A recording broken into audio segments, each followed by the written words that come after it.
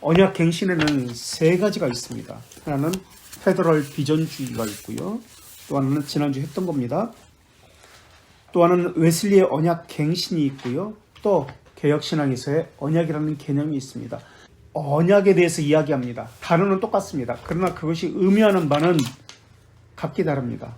우리가 삼위일체라는 단어를 설명함에 있어서도 각기 사람들마다 삼위일체다라는 동일하게 사용하지만 각기 다른 설명을 하는 것과 마찬가지입니다. 페더럴 비전과 개혁신앙에서 말하는 우리 언약에 대한 개념이 어떤지 오늘 좀 처음에 살피고요. 계속해서 언약에 대해서 나누도록 하겠습니다. 페더럴 비전주의는 다른 말로 어반 에비뉴 신학이라고 합니다. 어반 에비뉴 신학. 그래서 이들은 언약을 어떻게 이야기하고 우리 개혁신학에서는 언약을 어떻게 고백하는지 웨스트민스터 신앙고백서 우리 7장을 우리가 보면은 그 언약에 대한 인간과 맺은 하나님의 언약에 대해서 나옵니다. 언약은 거기에 보면 협정이라고 나옵니다. 그러나 페더럴 비전주의자는 언약을 관계라고 이야기합니다. 그들은 존재론적 삼위일체, 그러니까 성부, 성자, 성령께서 서로를 사랑하시고 관계하셨다는 그런 개념을 통해서 위격적 관계에 근거한 언약을 이야기합니다. 그리고 타락 이전의 아담도 은혜 언약에 있다라고 이야기합니다. 그렇다면 우리는 어떻게 신앙고백서에서 고백하고 있는지 한번 살펴보겠습니다. 163쪽인데요.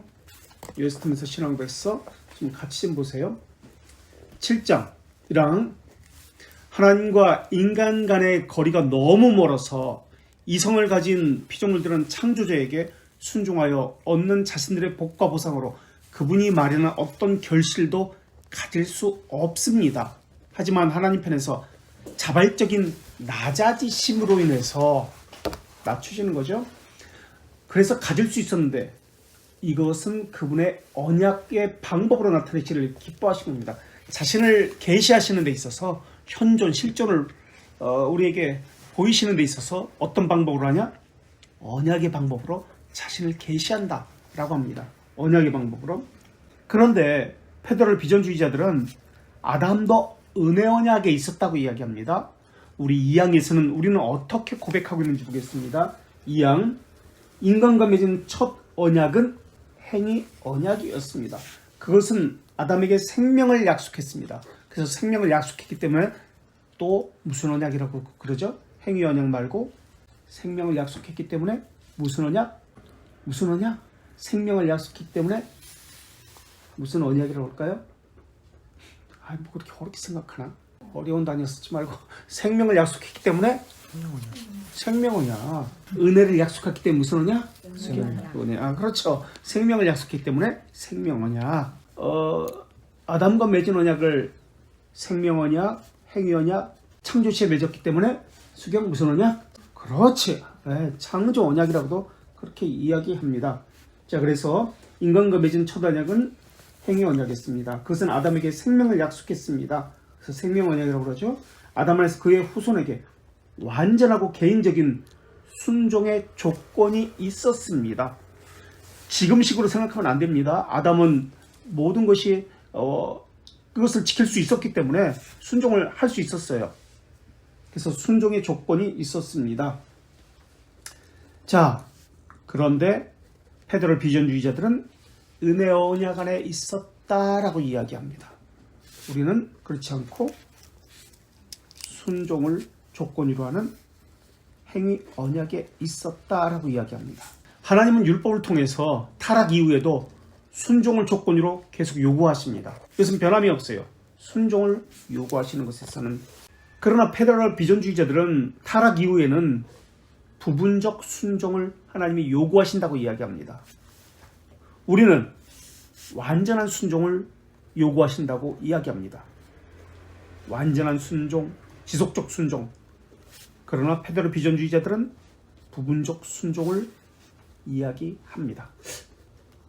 혹시 어디와 비슷하죠? 어떤 사상과 비슷하죠? 부분적인 것이라도, 불완전한 순종이라도 하나님께서 완전한 순종으로 받아주신다라고 했던 아르민수주자들과 지금 어떤 면에서는 비슷합니다. 이들은 페더럴 비전주의자들은 부분적 순종으로 최종적 칭의를 얻는다고 이야기합니다. 부분적인 순종으로 최종적 칭의. 근데 우리는 그렇게 이야기하지 않죠. 우리는 완전한 순종을 누가 성취하셨다고 이야기하죠? 수경? 그렇죠. 예수 그리스도께서 완전한 순종을 이루셔서 그것을 우리에게 전가하신 것이죠. 타락 이후에도, 타락 이전에도 순종을 조건으로 합니다. 그러나 사람이 페더럴 비전주의자들은 사람이 순종을 한다라고 이야기하고, 우리는 신앙 고백서에서 예수 그리스도께서 완전한 순종을 했습니다 라고 이야기합니다. 그게 차이점이 있어요. 그리고 페더럴 비전주의자들은 예수님의 삶이 신자들이 본받아야 할 예라고 이야기합니다. 물론 우리도 예수님을 본받는 것이 우리의 삶의 모본이다, 예입니다 라고 이야기합니다. 그런데 페더럴 비전주의자들과 차이점이 있다면, 신자는 믿음과 신실함으로 의롭다함을 받는다고 페더럴 비전주의자들은 이야기합니다. 믿음과 신실함으로. 무언가 자꾸 사람의 초점을 맞춰주고 있죠. 사람의 믿음, 그것까지는 이해해. 신실함에 의해서 구원을 받는다, 의롭다함을 받는다. 좀 그렇죠. 우리는 뭐라고, 무엇으로 의롭다함을 받죠? 칭의를 받죠? 우리는 오직 수경, 오직 뭐로 의롭다함을 받죠? 오직 믿음으로. 그렇지. 그래서 그것을 이신칭이다. 믿음으로, 오직 믿음으로. 오직이라는 단어는 성경에 안 나옵니다. 믿음으로 말미암아라고 나오죠.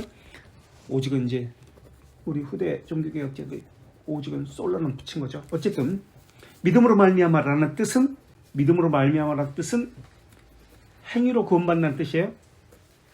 아니죠. 행위를 배제합니다라는 뜻이죠. 그렇죠. 행위를 배제합니다라는 뜻인데, 페더럴 비전주의자들은 신실함으로, 믿음과 신실함으로 의롭다함을 받습니다 라고 합니다. 무언가 조금씩 덧붙여요. 그래서 이들은 믿음과 순종을 통해서 최종적 칭의를 얻습니다. 그래서 칭의에는 순종이 필요합니다 라고 이야기합니다.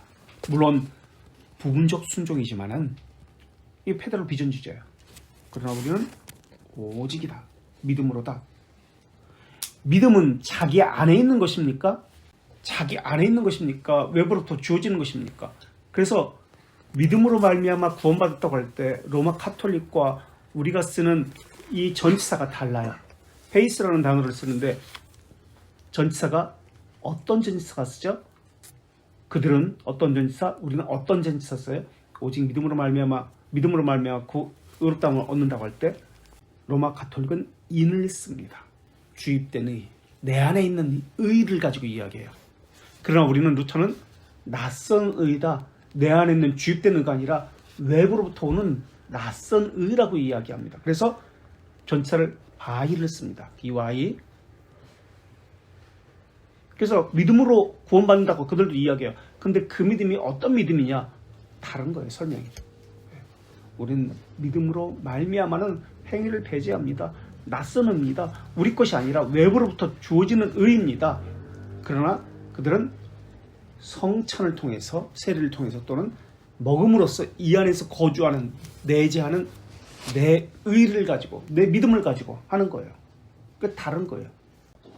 칭의는 무엇을 두 가지로 구성되어 있는데, 무엇과 무엇이죠? 칭의는 죄들의 용서와 비카, 또 뭐죠? 하나님이 관계, 화해?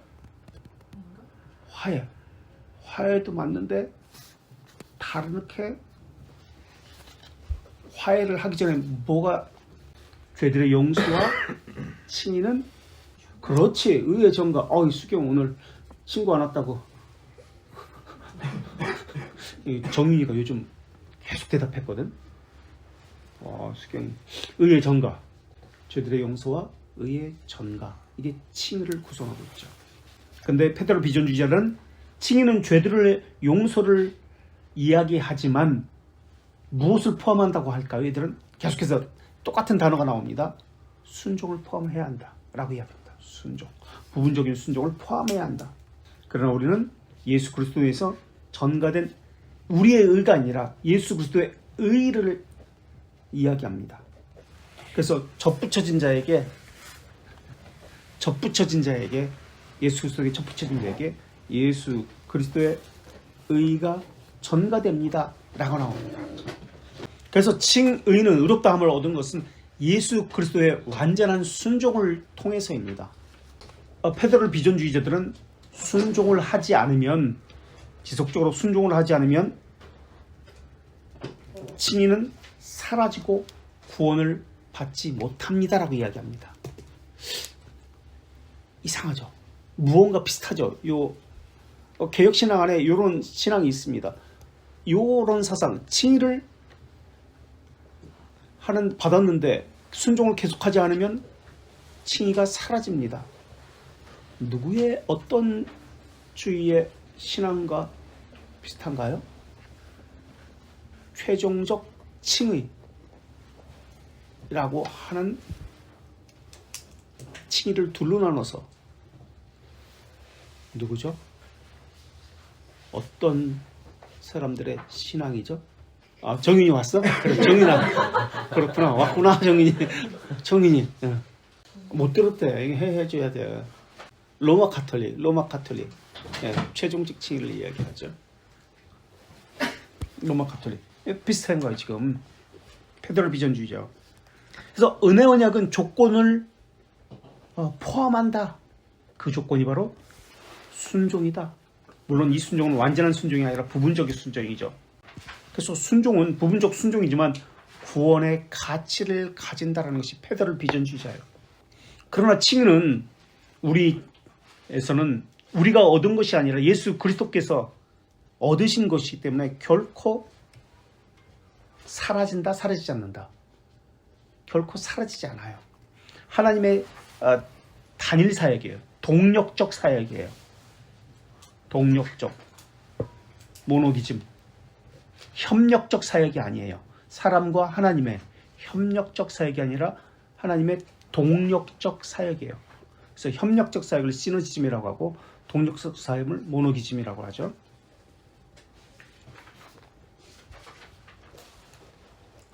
그래서 페더럴 비전주의자들은 언약 안에 모두가 있다라고 이야기합니다. 세례받은 자들은 언약 안에 모두가 있다라고 이야기합니다. 세례받은 자들은 예수 그리스도와 연합된 자라고 이야기합니다.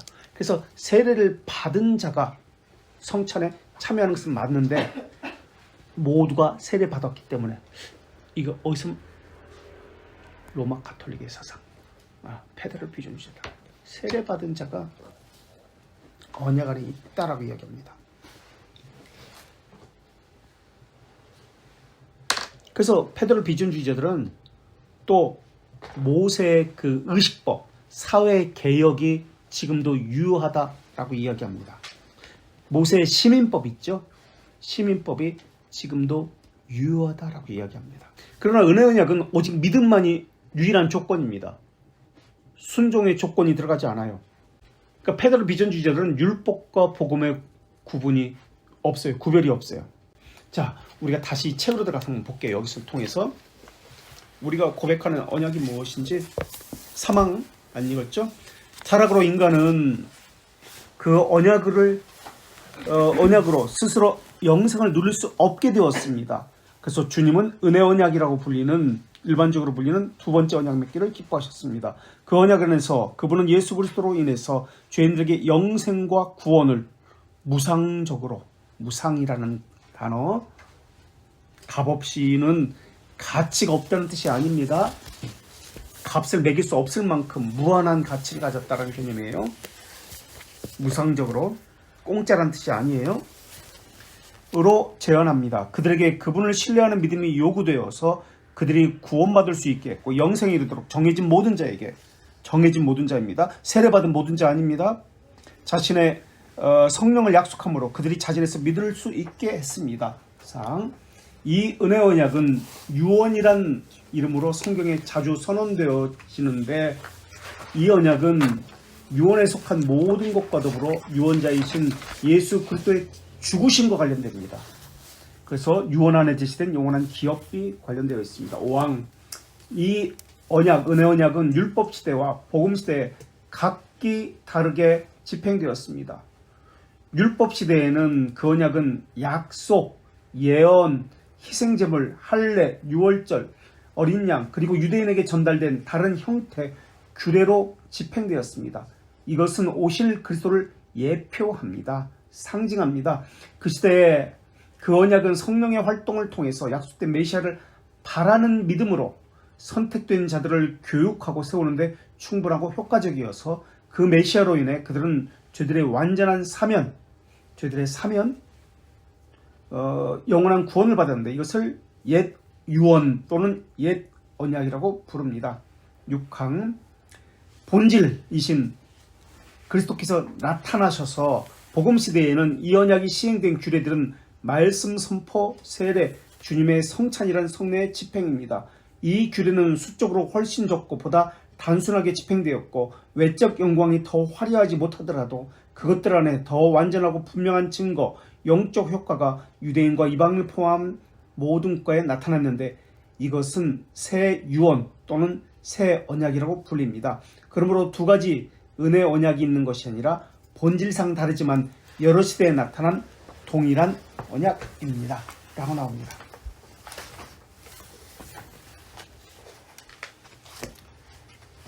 자, 언약은 베리트라는 단어를 쓰는데요. 맹세, 연합을 의미하는 단어입니다.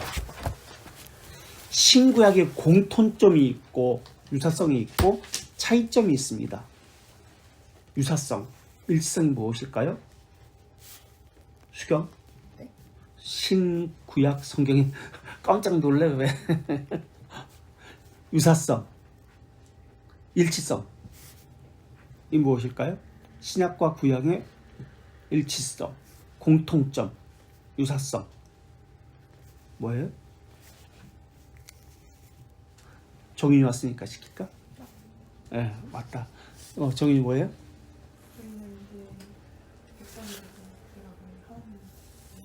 그거는 내용이고 그것을 뭐라고 얘기해? 아닌 것 같죠? 뭐야? 신약, 구약의 공통점.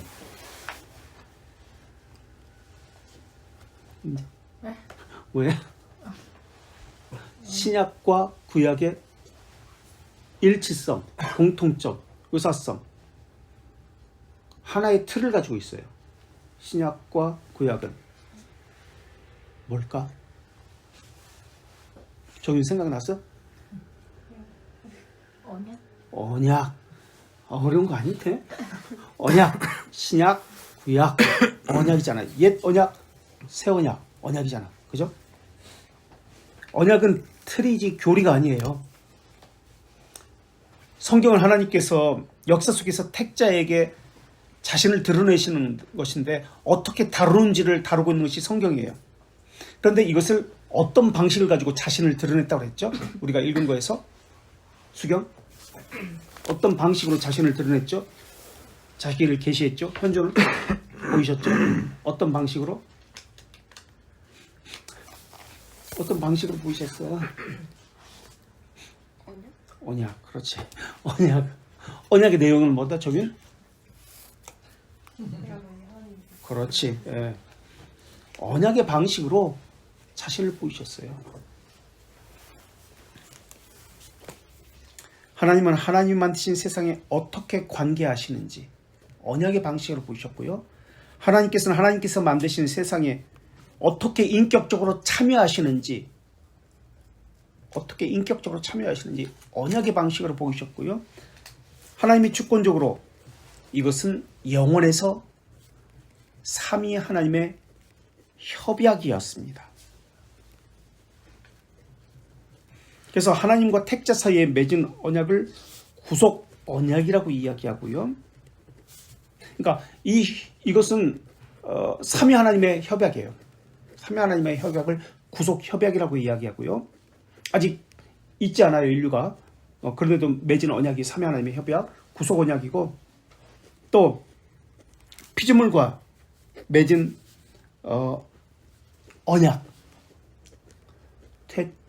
최초의 인간인 아담과 맺은 언약을 창조 언약, 생명 언약, 또 무슨 언약? 창조 언약, 생명 언약, 무슨 언약? 아닌 것 같은데. 종주권 아니야? 무슨 언약? 종주권 아니야? 그걸 또 어디서 들었어? 종주권 언약. 그 이제 그 시대에, 구약 시대에 있었던 일반적인 그 국가와 국가 또는 군신 간의 관계를 맺는 그 언약을 종주권 언약이라고 그러지. 아담과 맺은 언약? 아담과 맺은 언약? 무슨 언약? 하나님께서 창조 언약, 생명 언약 말고 또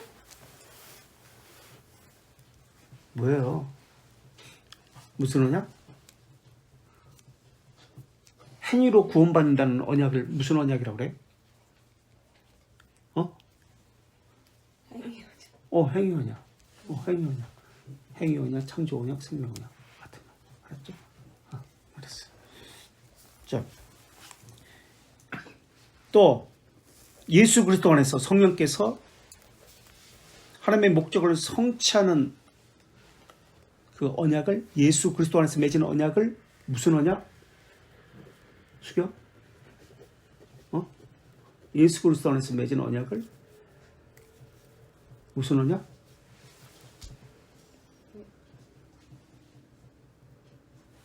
정윤 무슨 언약? 예수 그리스도 안에서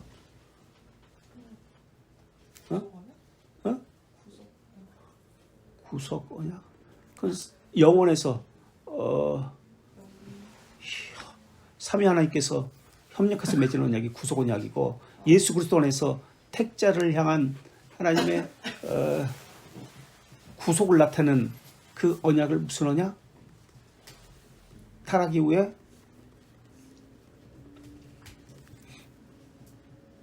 아유 목이 타네. 민정 무슨 언약?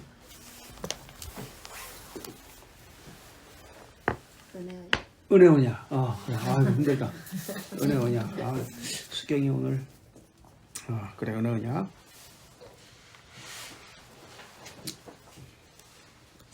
그래서 언약은 항상 조건이 있습니다. 어떤 조건이 있었다 그랬죠? 항상 타락 이전에도 타락 이후에도 항상 조건이 있었어요. 정의 무슨 조건? 다시 말씀해 주세요. 언약은 타락 이전에 행위 언약이든 은혜 언약이든 조건이 있어요. 네, 언약은 이 조건이 반드시 있어.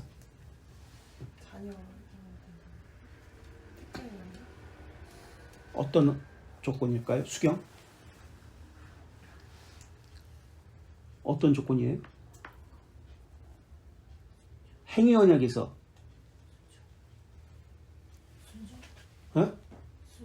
순종. 순종. 행위 언약에서는 아담의 순종, 은혜 언약에서는 누구의 순종? 완전한 순종이어야 됩니다. 누구의 순종? 은혜 언약에서는 누구의 순종을 통해서 구원받게 하시는 것이죠? 그래서 접붙인 자들이 누구의 순종? 누구의 완전한 순종? 은혜 언약에서는? 그렇지. 예수 그리스도의 완전한 순종으로. 그래서 언약은 주인도 양자 간의 신실함을 통해서 확인받습니다. 그러니까 하나님도 우리에게 신실하시는 거예요.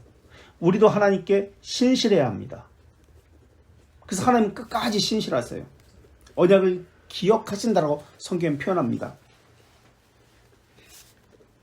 그래서 항상 아브라함과 맺은 언약을 기억하사 이삭과 야곱과 맺은 언약을 기억하사라는 단어를 씁니다. 우리 신명기 4장 13절 한번 찾아보실래요? 4장 13절. 우선 출애굽기 2장 25절부터 찾아봅시다. 출애굽기 2장 25절. 한번 찾아보신 분 한번 읽어주세요. 출애굽기 2장 25절. 자, 읽어도 되는데. 출애굽기 2장 25절.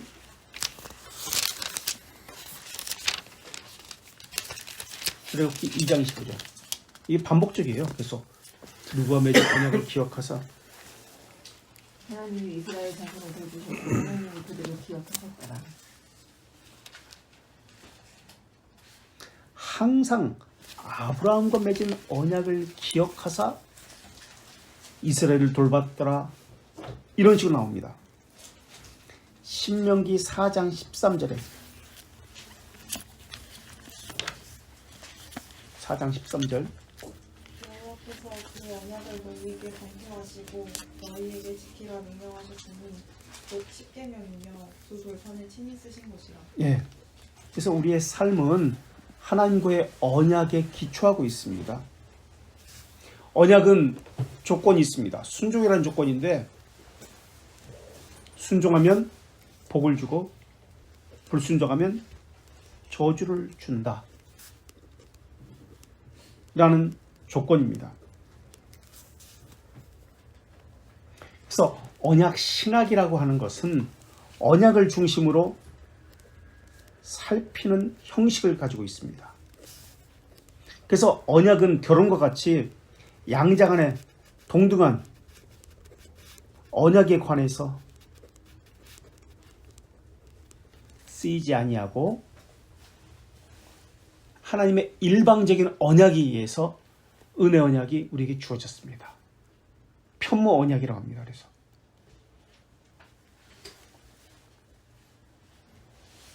예수 그리스도께서 이것을 성취하셨기 때문에 하나님 편에서 이것을 이루신 것입니다.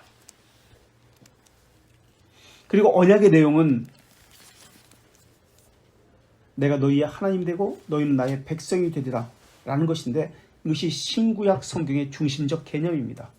그래서 하나님께서는 자신의 백성에게 아브라함과 언약을 기억하시고 계속해서 내가 너희의 하나님이 됨이라는 것을 알려주시고 너희는 나의 백성이 됨이라 라는 것을 계속해서 각인시켜주며 그렇게 만들어 가십니다.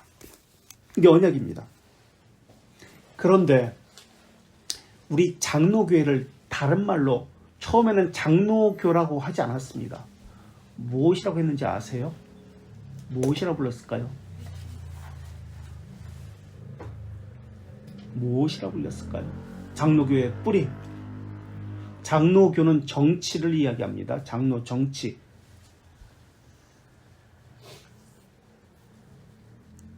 무슨 도? 언약도. 언약도라고 불렸습니다.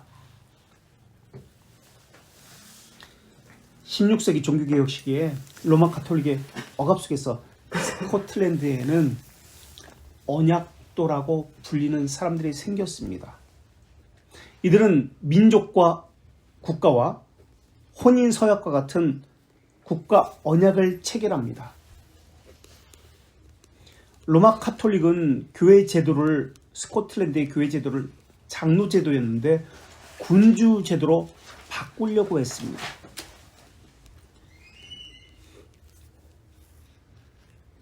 그런데 언약도는 이것에 대해서 반발합니다.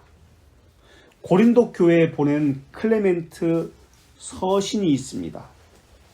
또 폴리캅이 보낸 우리 초대교회에서 공부할 텐데 빌립보 서신이 있습니다. 이 고린도 교회에 보낸 서신과 빌립보 서신, 빌립보 교회에 보낸 서신을 가지고 장로회에 의해서 초대교회가 다스렸습니다. 감독제가 아닙니다라고 그렇게 주장을 합니다. 그리고 종교 문제에 있어서 최종적인 권위는 양심의 주인인 하나님만에게 있습니다라고 이야기합니다. 교회 정치에는 여기도 이제 좀 있으면 배우게 되는데 무엇과 무엇인지 혹시 아세요? 장로 정치가 있고요. 우리는 장로 정치를 합니다. 대의 정치. 또 로마 가톨릭은 어떤 정치? 감독교회는, 그러니까 감리교회, 성결교회, 순복음교회는 어떤 교회 정치? 장로 정치가 아니라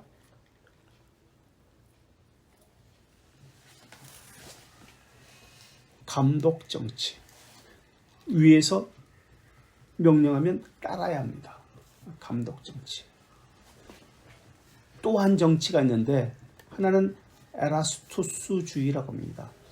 이 스위스 의사인데 에라스투스라는 사람에 의해서 이것이 제안되었기 때문에 에라스투스주의라고 합니다.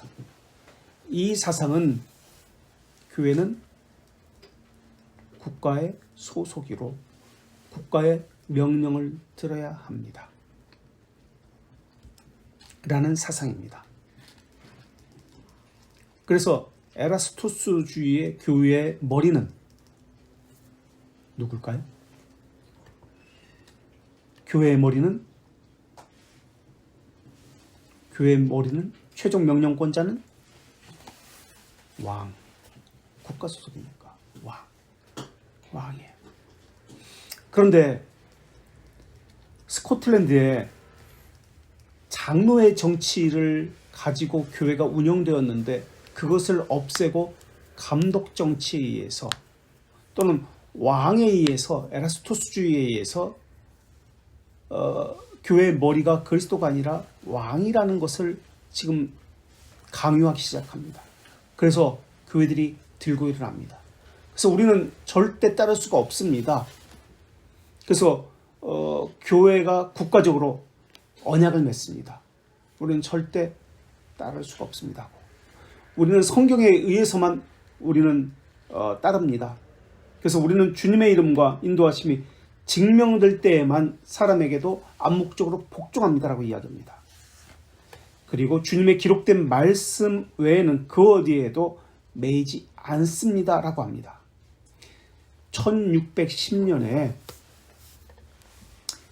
엘리자베스 여왕이 결혼을 하지 못하고 자녀가 없으면서 죽으면서 스코틀랜드의 왕이 스코틀랜드와 제임스 6세입니다. 제임스 6세가 영국의 그 혈통을 가지고 있었기 때문에 영국과 통합 왕으로 제임스 1세로 이렇게 나타나게 됩니다.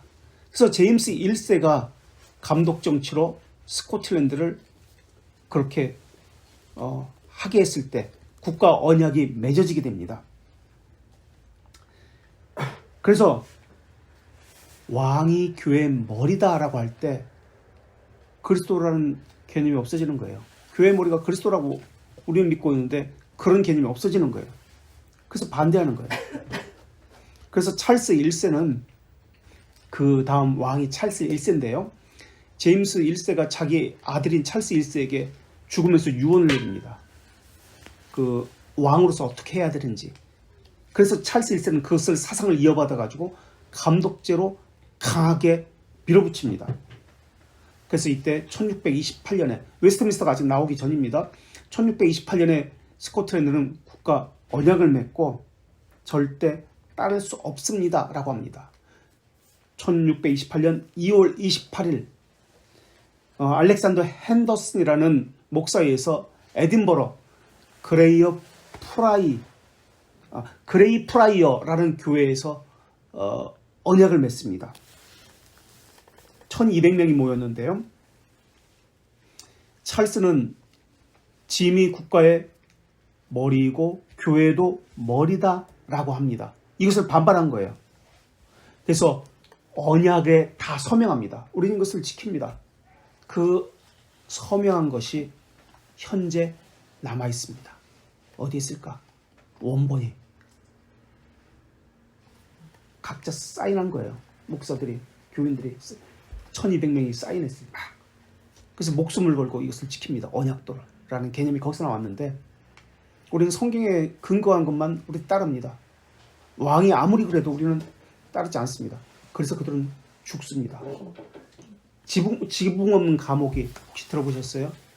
지붕이 없어요, 감옥에. 그래서 높이가 한 1m 한 57, 아니 그보다 높겠다. 한 2m 돼요. 그냥 뛰어 넘어갈 수 있어요. 지붕이 없기 때문에 비, 눈 이걸 다 맞아가면서 그냥 죽어가는 거예요. 굶어 죽어가는 거예요. 그게 언약도입니다. 그 서명이 원본이 어디 있을까? 어디 있을까? 스코틀랜드 있을까? 영국에 있을까? 한국에 있어요. 한국에. 그걸 사와가지고 칼빈 연구소에 해가지고 그걸 가지고 있어요. 자, 그래서 지붕 감옥에 우리 언약도들은 갇혀서 순교했습니다.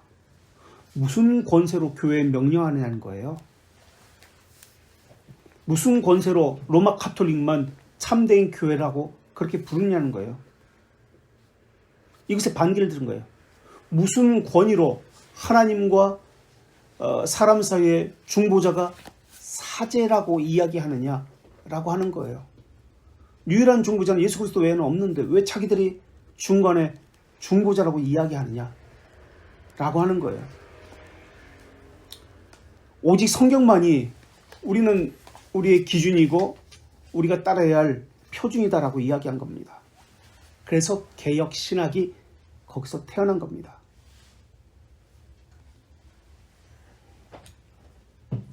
여기서 언약도라는 단어가 생겨났고요. 그래서 스코틀랜드의 이 언약도 사상이 어디에 전해지게 되냐면 1643년 영국의 상원의원과 하원의원에서 그래 이것이 맞다라고 하면서 스코틀랜드의 언약도의 사상을 영국에서 잉글랜드에서 받아들여서 스코틀랜드의 그 언약도들과 엄숙 동맹을 맺습니다. 그것이 1643년이다. 1643년 엄숙 동맹과 언약이라는 것을 맺습니다. 언약. 하나님의 거룩한 말씀만이 교회를 움직이는 정치 체계입니다. 엄숙 동맹 1643년. 이것을 통해서 나온 것이 웨스트민스터 신앙고백서 표준문서입니다. 예배모범입니다. 그래서 1648년 총회가 이것을 국가위에서 공식적으로 인정을 합니다. 그리고 스코틀랜드도 그 다음해인 1649년 국가의회에서 승인을 합니다. 그 전까지 스코틀랜드는 1560년에 존 낙스에 의해서 만들어진 스코틀랜드 신앙 고백서가 있었습니다.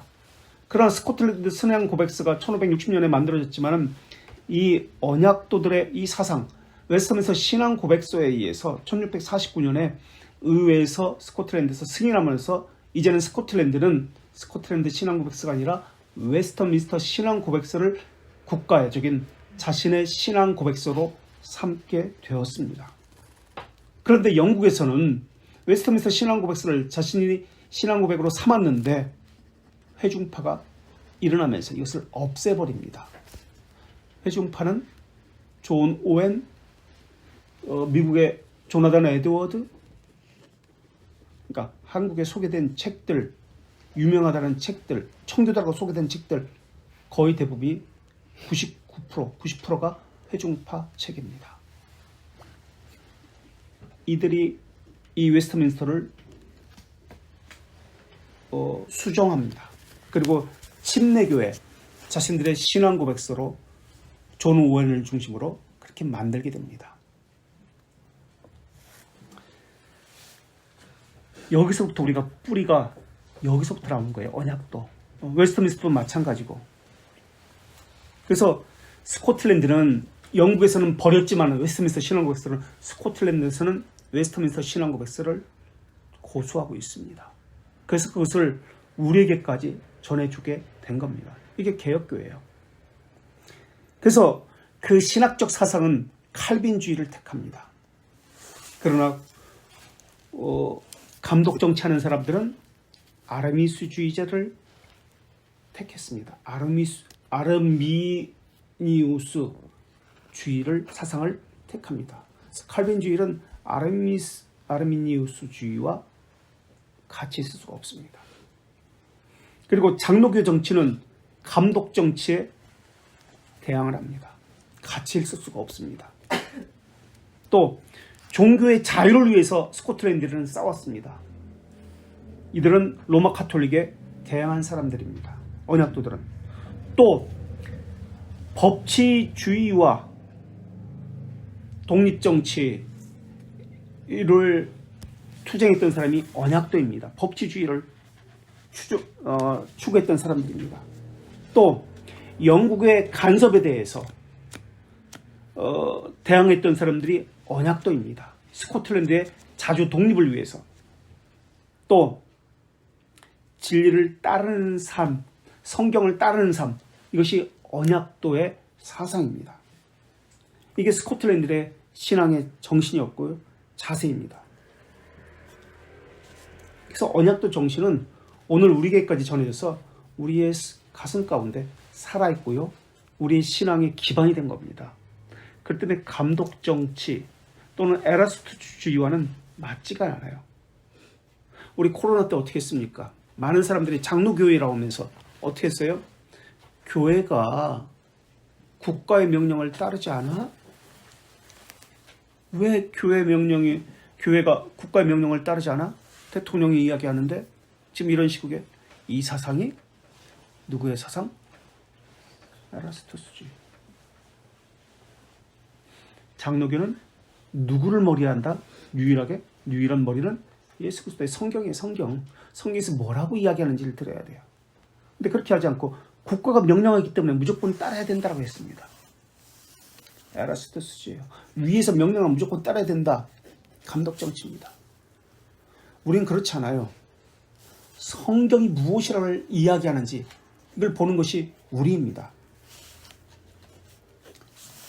그러니까 신앙적인 장로교회라고 하지만 장로교회가 아니에요. 이 사람들은 또 회중정치에 의해서 청교도라는 개념으로 개혁교회가 너무 오염되어 있어요.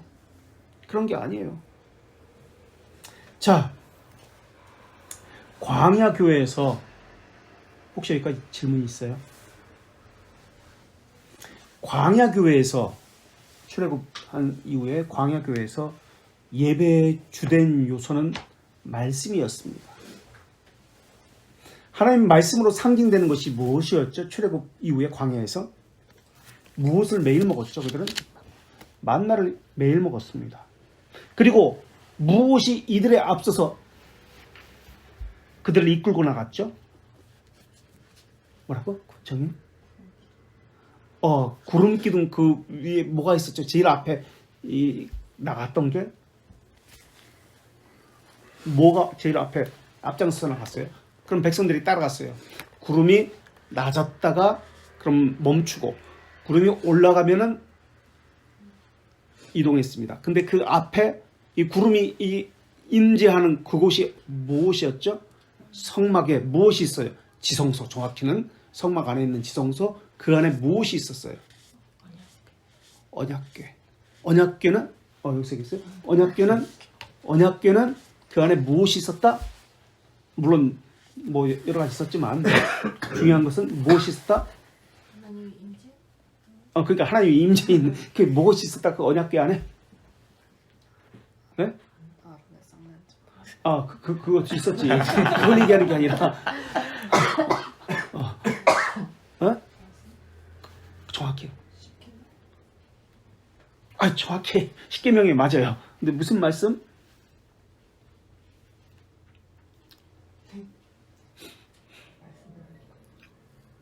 언약의 말씀. 그리고 백성들이 순종하겠습니다라는 그 서명한 것이 거기에 있는 거예요. 그래서 언약이 그 안에 들어있었던 거예요. 하나님과의 그 맺은 언약이. 이것이 앞서갔어요. 그래서 그 언약을 따라 가게 된 것이 이스라엘 백성입니다. 그래서 언약의 말씀이 멈추면 이스라엘 백성은 멈춰졌어요. 예배는 인간의 행위입니다마는 예배를 이끄는 것은 사람이 아닙니다. 하나님의 말씀입니다. 하나님께서 이스라엘 백성들을 이끌고 가시는 거예요. 말씀이.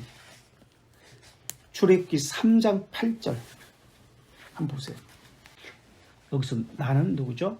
하나님이죠. 그죠? 하나님께서 인도에 내어서 그곳으로 데려가겠다고 하십니다. 주도권은 사람이 아니라 하나님에게 있습니다. 예외도 마찬가지예요. 하나님에게 있습니다. 언약의 주도권은 하나님에게 있습니다.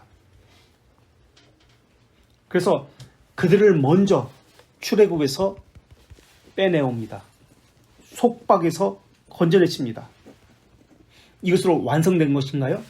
구원이 완성된 것인가요? 빼내오신 것, 빼내신 것만으로 끝난 거나요? 아니죠.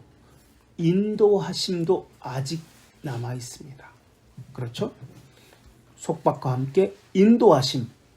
그래서 어디로 데려가심까지 하나님께서 하십니다. 근데 우리는 빼내온 것만 가지고 이야기합니다. 인도하심과 어디로 거기로 집어넣으심, 이것까지 이야기해야지 구원입니다. 그래서 건져내심과 인도하심이 함께 있는 것이 구원입니다. 그것이 언약에 들어있습니다. 그래서 우리는 구원을 이야기할 때, 언약을 이야기할 때 칭의만 가지고 이야기하지 않습니다. 칭의와 함께 성화도, 거룩도, 견인도 함께 이야기해야 합니다. 왜냐하면 빼내온 것으로 끝나신 거 아니니까.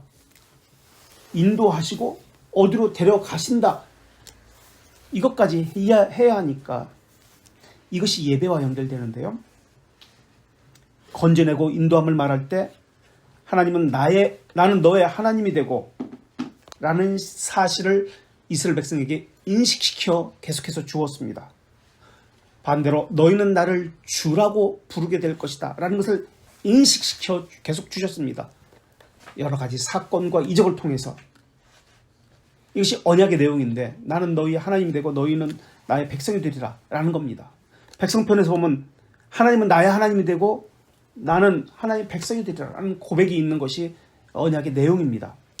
그래서 건져내고 인도함을 받는다는 이 말이 하나님은 나의 하나님이고 나는 하나님의 백성이 된다. 이 말의 의미가 인도함을 받습니다. 그러니까 건져내고 인도함을 받습니다. 이 말이 요 안에 들어있는 거예요. 그래서 언약의 말씀, 10가지 언약의 말씀을 주셨을 때 첫 번째로 하셨던 말씀이 있습니다. 무엇일까요? 출애굽기 20장. 한번 보세요. 서문이라고 이야기합니다. 우리는 서문부터 보통 하지 않습니다. 십계명을 할 때. 그런데 서문부터 해야 합니다. 서문에 뭐라고 하는데 한번 읽어보세요. 서문. 나는 너를 숙여. 나는 너를 애굽 땅 종 되었던 집에서 인도하여 낸 내 하나님 여호와니라. 나는 너를 애굽 땅 종 되었던 집에서 끄집어내오고 인도하여 낸 너의 하나님 여호와다라는 말씀이 나옵니다. 그래서 구원하고 인도했다는 것을 전제로 언약의 말씀이 지금 주어지는 장면이 십계명의 장면이에요. 그러니까 무엇이 전제가 됐다? 구원하셨고 빼내오셨고 인도하신다. 이것이 전제가 되는 거예요.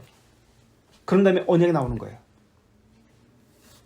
그래서 이것이 전제되어서 언약을 지킬 것이 나오는 겁니다. 구원하심과 인도하심이. 그래서 그것에 대한 반응이 무엇이다? 예배다. 순종이다. 순종이 전제가 아니에요. 사람이 먼저가 아니에요. 하나님께서 구원하셨고 인도하셨다. 이것이 예배입니다. 이것에서 예배가 시작하는 거예요. 이것에서 신앙이 시작하는 거예요. 허나 미사는 하나님이 행하신 것은 빼버리는 거예요. 지금 사람이 무엇을 할까? 여기에만 관심이 있어요. 어떻게 거룩하게 하나님을 예배하지? 하나님께 어떻게 무엇을 드리지?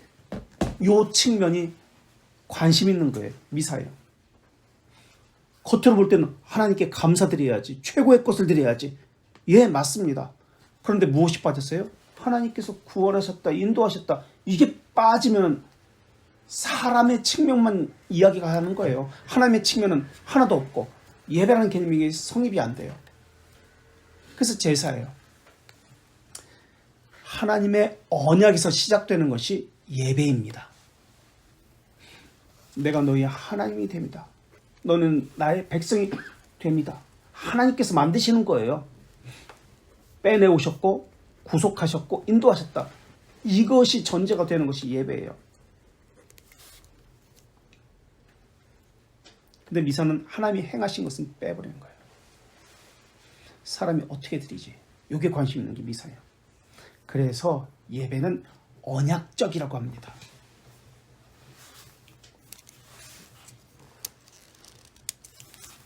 다시 말하면 언약적 예배라는 말의 의미는 하나님께서 내게 어떤 일을 하셨는지 너희는 나의 백성이 되리라 라는 것이 확인되어지는 것이 언약적 예배예요. 하나님께서 어떤 일을 하셨는지 내가 너희 하나님 됨이라 이것이 확인되어지는 것이 언약적 예배입니다. 이것이 확인되고 있습니까? 예배에서 레위기 11장 45절 여기 보면은 분명히 이 말씀이 나옵니다. 너희가 거룩해야 된다. 그런데 11장 45절 레위기 한번 읽어주세요. 레위기 11장 45절 나는 너희의 하나님이 되리고 되려고 너희를 애굽 땅에서 인도하여는 여호와라. 내가 거룩하니 너희도 거룩할지어다. 예, 애굽 땅에서 인도하여 내었다라고 딱 전제해요. 그리고 너희는 그렇기 때문에 거룩하라 라고 합니다.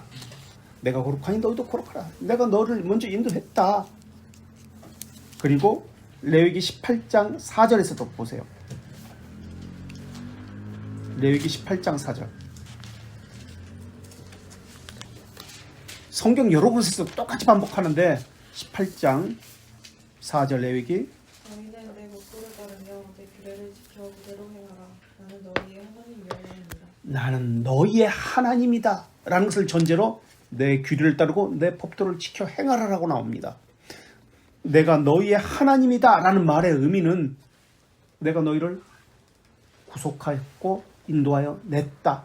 이것이 전제가 된 말이에요. 성경이 계속 반복해서 내가 너희 하나님 됨이라 라는 언약의 내용을 계속 반복해서 이야기해요. 그래서 예배는 언약적이 될 수 없어요. 저 언약적이 아니면 예배가 될 수가 없어요. 또 레위기 20장 7절도 한번 보세요. 언약과 관련해서 계속해서 말씀하시는데 제가 읽을게요. 너희는 스스로 깨끗하게 하여 거룩할지어다. 나는 너희의 하나님 여호와니라. 거룩해야 하는 이유는 하나님께서 여호와이기 때문에. 다시 말하면 언약을 지키셔서 언약적인 구속하셨고 인도하내셨다는 것을 계속해서 보이시는 거예요. 그래서 그 모든 걸 통해서 내가 하나님의 백성임을 언약을 그 예배를 통해서 확인하고 있어요. 확인되어져야 합니다. 예배를 통해서 하나님께서 우리의 하나님 여호와이신 것을 드러내어야 합니다. 그렇다면 그것을 어떻게 드러내는 것일까? 예배를 통해서 어떻게 드러날 것인가?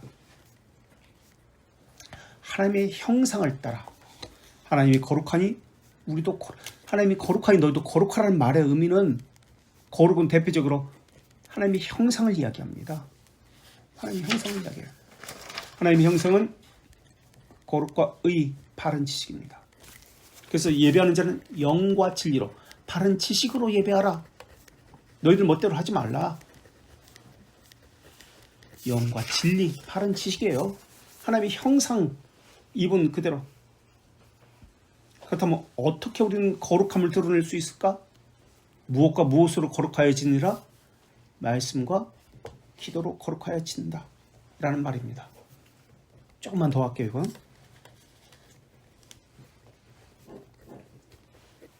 시간 많이 걸리구나. 이건 다음 주에 됐다. 어떻게 거룩하여지는지 말씀과 기도로. 그러면 말씀을 많이 듣는 것으로 거룩해지는 것인가? 기도를 많이 하는 것으로 거룩해지는가? 아닙니다. 그럼 어떻게 해야 되는가? 이것은 다음 주에 웨스트민스터 신앙부에서 160문에 나오는데요. 어떻게 말씀을 듣는지 하는 것에 관한 것이 나옵니다. 어떻게 예배하는지에 관한 것이 나오는데요. 그건 다음 주에 말씀을 듣는 자에게 요구되는 것이 있습니다. 어떻게 들어야 되는지. 여기까지. 혹시 질문이나 나누고 싶은 거 있어요?